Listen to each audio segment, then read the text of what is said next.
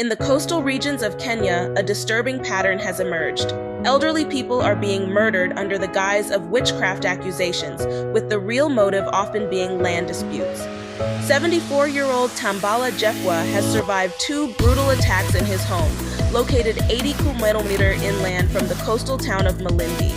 The first attack left him blind in one eye, while the second nearly claimed his life. His wife, Sidi, recounts the horrors they have faced, pointing to the long scar stretching from his collarbone.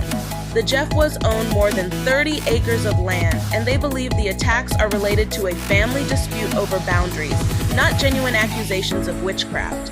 During an interview by BBC Africa, they got to discover in parts of Kenya, Malawi, Tanzania, and South Africa, these beliefs are exploited to justify killing elderly people and seizing their land. According to a report by the Kenyan human rights organization Haki Yetu, one elderly person is murdered every week along the Kilifi coast under the guise of witchcraft. Julius Wanyama, a program officer at Haki Yetu, explains that these killings are often orchestrated by family members to gain public sympathy and eliminate obstacles to land inheritance. In Kilifi, many older people don't have official papers to prove they own their land. Instead, they rely on traditional practices to pass down land to their families. This makes them easy targets for land grabbers. Since men are usually the ones who control the land, they are often the ones being killed. By killing them, the land grabbers can take control of the land without anyone to stop them. A safe haven for elderly victims of violence is located near the Jefwa family land. The Malindi District Association runs this rescue center, which is currently home to around 30 elderly people who have been attacked and cannot return to their homes. One resident, 63-year-old Katana Chara, has been living there for almost a year.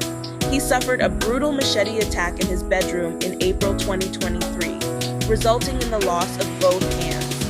Now he requires assistance with everyday tasks like eating and washing. Mr. Chera was accused of witchcraft over the death of another man's child, but believes the real reason was his valuable seafront land.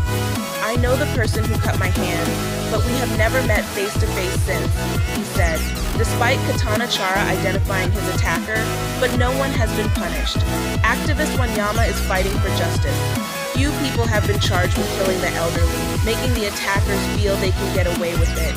A former hitman confessed to killing 20 people, paid $400 for each murder. He claimed that family members usually hire him to kill their elderly relatives. Kenya's Human Rights Commission reported to the UN that attacks on the elderly, including killings and accusations of witchcraft, are common in regions like Kisii and Kilifi. The motive is often younger family members seeking to take control of land. These attacks increase during droughts and famines when resources are scarce.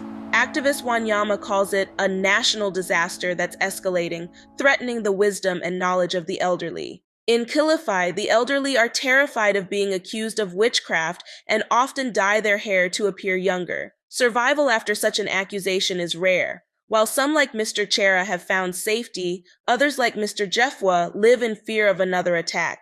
As the sun sets over Kilifi, the elderly whisper stories of a forgotten past, their wisdom and knowledge slowly fading away like the dying embers of a once roaring fire. The future of Kenya's cultural heritage hangs in the balance, as the very people who hold the keys to its history and traditions are systematically silenced. Will the country find a way to protect its elderly and preserve its cultural legacy? Or will the forces of greed and ignorance continue to snuff out the lights of wisdom, one accusation at a time? That's all for now. I'm your host, Boma Briggs. You're watching AON 360 News, and this is African Origins Network.